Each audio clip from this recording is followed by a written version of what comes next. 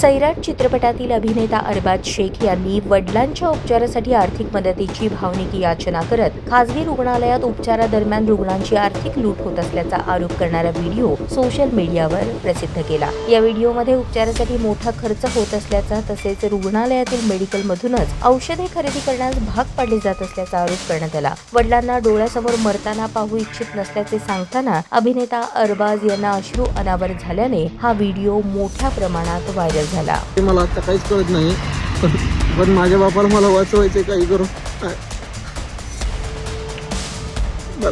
मला मदत करा।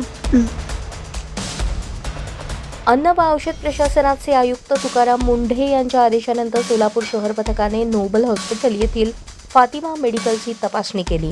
तपासणी दरम्यान अनेक गंभीर अनियमितता आढळून आल्याने मेडिकलला नोटीस बजावत ते सील करण्याची कारवाई केली। उपचारादरम्यान रुग्णालयातील मेडिकलमधूनच औषधे खरेदी करण्यास भाग पाडले जात असल्याचा तसेच उपचाराच्या खर्चाबाबत गंभीर आरोप करत अरबाज शेख यांनी भावनिक व्हिडिओद्वारे न्यायाची मागणी केली होती। नमस्कार, मी अरबाज शेख। मी आता सोलापूरमध्ये नोबल हॉस्पिटल समोर उभा आहे। पप्पांना 8 दिवस झाला हॅमरेज झालाय म्हणून ब्रेन हॅमरेज झालाय म्हणून आम्ही त्यांना सोलापूरला ॲडमिट केलं आहे। तर त्यांचा हार्टचा थोडा प्रॉब्लेम झाला म्हणून आम्ही त्यांना नोबेलला शिफ्ट केलं होतं। आणि नोबेलचा अनुभव मला इतका घाण आला की जेव्हा आम्ही पेशंटला ॲडमिट केलं तिथे तर 10,000 आधी डिपॉझिट भरायला सांगितलं, आम्ही ते भरले। आणि जेव्हा त्यांनी मला काही गोळ्यांच्या चिठ्ठ्या दिल्या की ह्या गोळ्या आपल्याला लागतील आणि मग मी त्यांना विचारलं की मी हे बाहेरून आणू शकतो, तर त्यांनी सांगितले की नाही, आमच्या मेडिकलमधूनच तुम्हाला त्या गोळ्या घ्याव्या लागतील, काही इंजेक्शन असतील ते तुम्हाला इथूनच घ्यावं लागतील। तर जेव्हा मी इथून त्या गोळ्या घेतल्या तर ते जवळजवळ सगळ्या गोळ्या 40,000च्या पेक्षा जास्त होत्या। त्यांनी मला ते म्हणजे 3 टाईम मला त्यांनी त्या गोळ्या आणायला सांगितल्या। तर 40,000 रुपये जेव्हा मी हे सगळं बघितलं, त्यांच्याच मेडिकलमधून घ्यायला पाहिजे हा फोर्स त्यांचा मी बघितला। आणि जेव्हा ह्याच्या आधी पप्पांना जिथे ॲडमिट केलं होतं तिथे असं काय मला आढळलं नाही। मी त्याच गोळ्या बाहेरून आणायचो तर ते मला जवळजवळ अर्ध्या किमतीत मला मिळत होत्या। जवळजवळ आता 40,000च्या जरी गोळ्या मी बाहेरून जरी घ्यायचा विचार केला असता तरी मला 20,000पर्यंत त्या पडल्या असत्या। पण इथे एवढी लूट होती आहे आणि माझ्या बापाला मला मरताना नाही बघायचं आहे आणि म्हणून मला असं डिसिजन घ्यावं लागलं की त्यांना नोबेलमधून शिफ्ट करावं लागलं। आणि इथे खूपच वाईट अनुभव होता मला आजचा। ह्याच्यावर जाणकारांनी ह्याच्यावर काहीतरी मला सांगावं की माझ्या वडिलांना मी कुठे ट्रीटमेंट करायला पाहिजे आणि कसं ट्रीटमेंट करायला पाहिजे। मला आता काहीच कळत नाही, पण माझ्या बापाला मला वाचवायचं आहे काही करून मला मदत करा प्लीज। या प्रकरणाची आयुक्त तुकाराम मुंढे यांनी गंभीर दखल घेत विशेष तपासणीचे आदेश दिले होते। या तपासणी दरम्यान फातिमा मेडिकलमध्ये मुदत बाह्य औषधे, विक्रीसाठी अयोग्य औषधे तसेच शीतपेटीत ठेवणे बंधनकारक असलेली औषधे नियमांचे उल्लंघन करून खुल्या ठिकाणी विक्रीसाठी ठेवलेली आढळून आली। यासह इतरही अनेक त्रुटी निदर्शनास आल्याने मेडिकल विरुद्ध कारवाई करण्यात आली। आज रोजी सकाळी माननीय आयुक्त यांच्याकडून आणि माननीय सह आयुक्त पुणे विभाग यांच्याकडून मला माहिती प्राप्त झाली, तक्रार मिळाली की नोबेल हॉस्पिटल सोलापूर या ठिकाणी जे मेडिकल स्टोअर्स आहे फातिमा फार्मा म्हणून, त्याच्यामध्ये रुग्ण आणि त्याच्या नातेवाईकांना याच मेडिकलमधून औषधं खरेदी करण्यासंदर्भात सक्ती केली जाते। माननीय आयुक्तांचं परिपत्रक आहे की अशा प्रकारे कोणतीही सक्ती करण्यात येऊ नये किंवा करता कामा नये। तर त्या संदर्भात मी तात्काळ या ठिकाणी तपासणीसाठी व्हिजिट केली। या ठिकाणी असं दिसून येतं आहे की परिपत्रकामध्ये ज्या पद्धतीनं माननीय आयुक्तांनी जे निर्देश दिलेले आहेत त्यानुसार या ठिकाणी सक्ती नसल्याबाबतचा कोणताही फलक प्रदर्शित केलेला नाही। आणि प्रत्यक्ष असं दिसून येतं आहे की पहिल्या मजल्यावरील हॉस्पिटल रुग्णालयाच्या OPDमधून जे डॉक्टरांचे प्रिस्क्रिप्शन आहेत हे मेडिकल स्टोअरमधील सॉफ्टवेअरवरती आणि कम्प्युटरवरती डिस्प्ले होतात, त्याच्यानुसार ही औषधं विकली जात आहेत। प्रत्यक्ष रुग्णांना किंवा त्यांच्या नातेवाईकांना हे प्रिस्क्रिप्शन दिलं जात नाही आहे आणि केवळ फक्त रुग्णांच्या नातेवाईकांना या मेडिकल स्टोअर्समध्ये औषधांची किंमत इथे भरण्यासाठी पाठवलं जाते। हे सरळ मान्य आयुक्तांच्या परिपत्रकाचं उल्लंघन दिसून आलेलं आहे, तसं आपण आपल्या तपासणी अहवालात नमूद केलेलं आहे। त्यासोबत या मेडिकल स्टोअरची औषधे व सौंदर्य प्रसाधने कायद्यातील नियमानुसार मी आज सखोल तपासणी केलेली आहे। बरेच असे काही गंभीर कायद्यातील नियमांचं उल्लंघन आढळून आलेलं आहे, जे की जनस्वास्थ्याच्या आरोग्याच्या दृष्टिकोनातून गंभीर आहे. त्यामुळे मी या मेडिकल स्टोअरला तात्काळ औषध विक्री बंद करण्याचे आदेश जारी करतोय.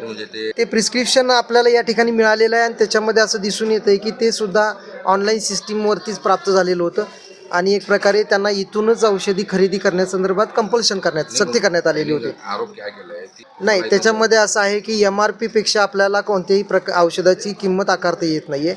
या ठिकाणी असं दिसून येते की MRP नुसार औषध विक्री केली जाते. MRP पेक्षा जास्त किमतीनं औषध विक्री केली तर आपल्या नियमांचं उल्लंघन होतं. त्यामुळं तो जो त्यांचा मुद्दा आहे की कंपल्शन केलं जाते त्याच्यामध्ये तथ्य आढळून आलेलं आहे. ते 40,000 आणि 20,000चा डिफरन्स ज्यादा किमतीनं आकारलेली नाहीत, फक्त त्यांनी कंपल्शनच्या रिलेटेड जो काय त्यांचा मुद्दा होता त्याच्यामध्ये तथ्य आढळून आलेलं आहे. त्यानुसार आपण कारवाई करतोय. डिस्काउंटच्या रिलेटेड आपल्या कायद्यामध्ये असं कोणता नियम नाही आहे आणि त्याच्यामध्ये मेडिकल मध्ये डिस्काउंट किती दिला पाहिजे आणि त्याबाबत आपल्या कायद्यामध्ये काही नियम नाही आहे. फक्त मेडिकलला एवढं कंपल्शन आहे की त्यांनी MRP पेक्षा कोणत्याही प्रकारे जादा किमतीमध्ये MRP पेक्षा जास्त किमतीमध्ये विकू नये. ही पिढी किती दिवस बंद? आता सध्या आपण यांना तात्काळ औषध विक्री बंदचे आदेश देतोय आणि इमिजिएट त्यांना आपण कारणे दाखवा नोटीस जारी करून कायद्यातील नियमानुसार त्यांच्यावरती तात्काळ कारवाई करतोय. दरम्यान या सर्व आरोपांवर संबंधित नोबल हॉस्पिटल प्रशासनानेही आपली भूमिका मांडली आहे. रुग्णालयाचे प्रमुख डॉक्टर अमजद अली सय्यद यांनी सांगितले की अरबाज शेख यांनी सोशल मीडियावर व्हिडिओ करण्यापूर्वी रुग्णालय प्रशासनाशी कोणताही संवाद साधला नाही. अरबाज शेख हे आमच्यावर आरोप करू शकतात, ते आम्ही रोखू शकत नाही. मात्र प्रत्येक आरोपाची वस्तुस्थिती तपासली जावी असे त्यांनी म्हटले. सर, तो पेशंट काल दुपारी 2 वाजता येणार आहे म्हणून मला फोन आला. मी बाहेर जाणार होतो तरी मी थांबलो आणि त्याला बघितलं आणि मला कळलं की न्यूरोचा प्रॉब्लेम आहे, मेंदूचा, आणि तिथं अटॅक आलाय. परत अटॅक म्हणल्यावर ते आता आपलं हॉस्पिटलचं नाव असतं, ते लोक म्हणले तुम्ही करा इथं. म्हणजे ठीक आहे पाठवा. ते आलं, त्यासाठी तासभर थांबलो, चेक केलं, त्याला सांगितलं की हार्टचं नाही आहे तुला, पण आता मेंदूचं तुला उपचार इथं करायचं आहे तर हो करायचं आहे. मला मी ते पण सांगितलं की सिरियस आहे, व्हेंटिलेटर आहे खर्च. आणि ऑलरेडी मी बघितलं 8 दिवसाच्या रेकॉर्डमध्ये त्याला खूप 4 दिवसापासून खूप महागडे अँटीबायोटिक चालू होते. रोजचे मला वाटतं काहीतरी, मला माहिती नाही, 10, 20, 30,000, 40,000चे मेडिसिन रोज चालू होते. मग मला डाऊट आला ह्याची गरज आहे का. मी एक्सपर्ट आहे हार्टचा, फिजिशियनला मी रेफर केलं, बाबा ही सगळ्यांची गरज आहे का मेडिसिन बघा. न्यूरोला रेफर केलं, बाबा तुम्ही बघा पुढं काय करायचं. रिलेटिव्हला सांगितलं की काही असू दे, व्हेंटिलेटर असले की 10-20,000 रोजचे खर्च होतात हॉस्पिटलमध्ये, तुम्ही हार्टसाठी आले नाही आहे, तुम्हाला काय करायचं. तर काहीच बोललं नाही मला. ठीक आहे सर तुम्ही करा. आणि ज्या माणसांनी पाठवलं ते रिलेटिव्ह त्यांचे होते, ते डॉक्टर आहेत. त्यांनी म्हणले माझ्या बहिणीचा धीर आहे, ते पेशंट त्याचे वडील आहेत. मग त्यांना मला म्हणले सर जरा कन्सेशन. म्हणलं असं तुम्हाला माहीत आहे आपण सगळं करू. आता आलाय मी, आता त्याला बोलून निघालोय व्हिजिटला, मी संध्याकाळी ना त्याला बोलतो. मग मला फोन आला, त्यांनी ॲडव्हान्स भरत नाही आहे. मग नंतर काहीतरी भरले. मग मेडिसिनचा काय प्रॉब्लेम आहे, खूप महाग आहेत. मी म्हणलं ठीक आहे, मी आल्यावर बघतो, तुम्ही मेडिसिन घ्यायला सांगा, सुरू करायला सांगा, जे काय. एवढंच झालेलं आहे. त्यानंतर तो डिस्चार्ज घेऊन, मी जेव्हा परत आलो तोपर्यंत तो डिस्चार्ज घेऊन गेला आणि तो काहीतरी व्हिडिओ करून टाकतोय. आता त्याच्यामध्ये काय जे काय सांगते त्याच्यामध्ये तुम्ही चौकशी करू शकता. 40,000चं बिल झालं होतं आणि आपल्या मेडिकल मधून घेण्यासाठी कंपल्शन केलं होतं असे देखील आरोप त्यांनी व्हिडिओ आरोप करू शकते सर, कोणी कंपल्शन करत नाही. आता तुम्हाला माहित आहे, आता पहिल्यापासूनच कंपल्शन नाही आहे, पण लिहून लावायला जे सांगितलं ते आम्हाला अधिकृत अजून काय त्याचा हे आलेलं नाही बाबा हे लावामुळे आलं, तर जे काय येतं लगेच आपण करतो.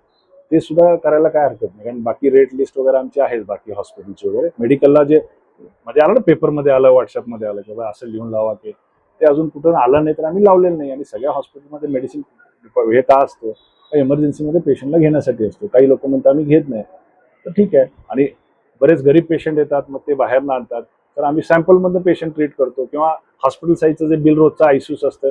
आता मी त्या माणसाला हे पण सांगितलं सर 20-20 दिवस चालणारं पेशंट आहे, तर ते शेवटी त्याला आपण असं पण करावं लागणार काही दिवस की बाबा हॉस्पिटलचे नुसतं वॉर्डच्या चार्जेसमध्ये आपण त्याला आयसीयू ठेवू सर, तुमचं रिलेटिव्ह आपण करू. हे सगळं बोलणं झालंय. पण त्या माणसाने परत माझ्याकडे येऊन त्याला काय जे काय कोण बोललं असेल, आमचे काय समजा कोण काय बोललं असेल तर त्या माणसाने माझ्याकडे यावं. मी सकाळी बोलून गेलो होतो, जे काय झालं असेल मला माहित नाही, पण ते आता त्यांनी डायरेक्ट व्हिडिओ केला, व्हायरल केला. काय नाही, आता आजकाल कुणी करते ना सर. काल तुम्ही बघितलं ना डोंबिवलीमध्ये काय झालं, मारहाण झाली. आता का झाली त्याचं काय आहे का, पण जे हे आहे ठीक आहे. आता त्याला मी काय म्हणू शकत नाही का केलं, कारण आता मी समजू शकतो एखादा पेशंट 15-20 दिवस राहिलाय, 2-4 लाख रुपये तर भरलाय, पेशंट नीट होईना, आम्ही त्याला काही जबरदस्ती केली किंवा योजनेत बसताना बसवलं नाही, असं काय झाल्यावर आम्ही थोडंफार समजू. जो 8-10 तास 15 तास राहिलेला पेशंट आहे काही डॉक्टरशी न बोलता डिस्चार्ज घेऊन मग व्हिडिओ व्हायरल करतो. एखादा रात्री साहेबांना 4 वाजता फोन करून सांगतो, ते सुद्धा डिस्चार्ज झाल्यावर दुसऱ्या दिवशी त्याला प्रॉब्लेम झाला, जावा तिकडे.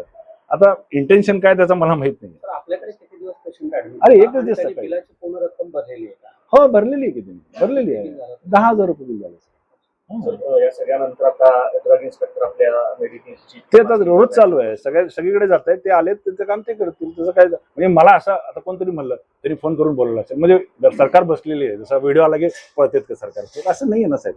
मीडिया येते, कारण मीडियाला हे सगळं न्यूज द्यायचे असते. पण सरकारी यंत्रणा मला असं वाटत नाही की चालत असेल किंवा त्यांनी फोन केला आणि येऊन बघतील, असं नाही वाटत. चालू आहे, त्याचा काही विषयच नाही. या घटनेमुळे खासगी रुग्णालयांमधील उपचार खर्च, औषध खरेदीची सक्ती आणि मेडिकल स्टोअरच्या नियम पालनाचा मुद्दा पुन्हा एकदा चर्चेत आला असून अन्न व औषध प्रशासनाच्या कारवाईकडे सर्वांचे लक्ष लागले आहे.